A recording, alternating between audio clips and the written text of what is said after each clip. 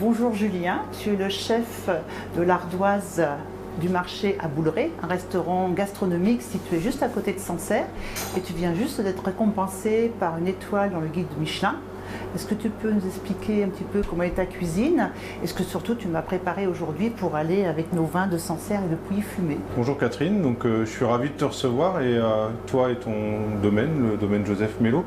Donc je vais t'expliquer un peu ma cuisine, ce que j'ai conçu comme plat pour toi, pour aller avec tes vins, dont les Sauvignons. Donc on est parti que sur des produits locaux parce que tu sais qu'ici ça me tient à cœur de travailler dans le circuit court et le produit local. Donc ici 0 déchet au maximum, hein, je pense que vous faites pareil chez vous aussi. Tout à fait, oui. Donc nous on a travaillé la volaille de A à Z, de la peau à la carcasse. Donc on est venu farcir une volaille, donc le suprême, avec les cuisses, tout simplement. On a travaillé les peaux sur des croustillants pour amener un petit peu de texture et rappeler un peu ce goût du poulet du dimanche rôti. On a mis un petit peu de crottin de chavignol, crottin de chèvre qui est fait dans notre région. Et avec ça, on a accompagné des fruits, des légumes de saison, donc le panais, le chou de Bruxelles, travaillé sous différentes textures et le 0 déchet jusqu'à la peau qui a été torréfiée. Donc du coup, on est parti sur un blanc farci avec ses cuisses. On a récupéré les aiguillettes pour faire ce qu'on appelle une farce au couteau. Donc un gros tartare. Là on a pris les panais d'une ferme biologique à côté de chez moi. Mes petits choux de Bruxelles que je fais brûler parce que j'aime bien l'amertume et ça va venir équilibrer amer, acide et le côté sucré du panais. Donc ça c'est la peau des panais qui a été torréfiée au four tout doucement. Et là on va amener un côté un petit peu café. C'est mon petit côté poulet du dimanche. Donc la peau qui a été grillée comme un poulet rôti. Donc voilà, on a une recette assez simple, on a tout utilisé. Alors, du coup, je vais t'inviter à goûter quand même, hein, pour voir. On dit toujours le plaisir des yeux, mais quand même. Eh bien écoute, je vais commencer déjà par recommencer avec le Sancerre blanc la Châtellenie, puisqu'en fait, on a pris deux vins quand même très différents.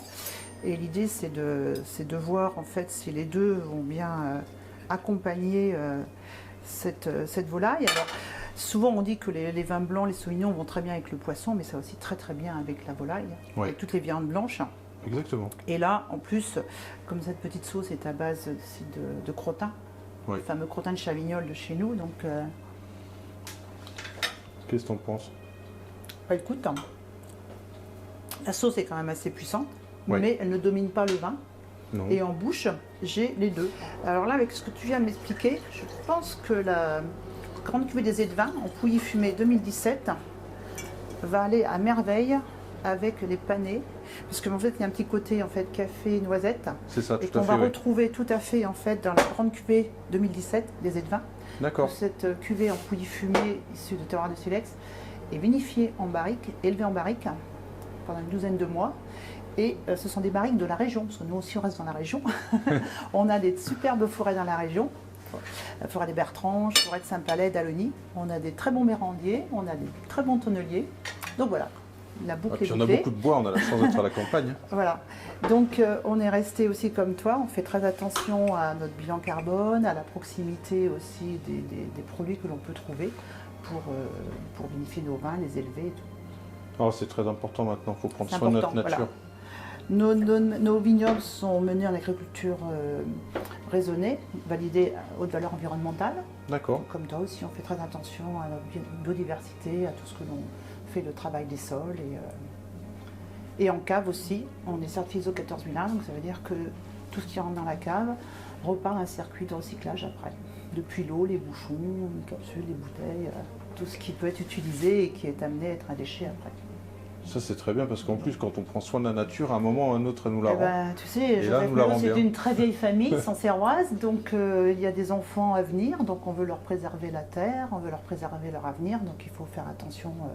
Déjà, on avait pris conscience avant, mais on continue de faire très attention pour bien transmettre et pendant autant de générations, puisqu'on a 500 ans. Ah, on a encore le temps. On a encore le temps. Merci en voilà, tout cas. Bah merci et puis bon. À la tienne. À la tienne. Bonne dégustation.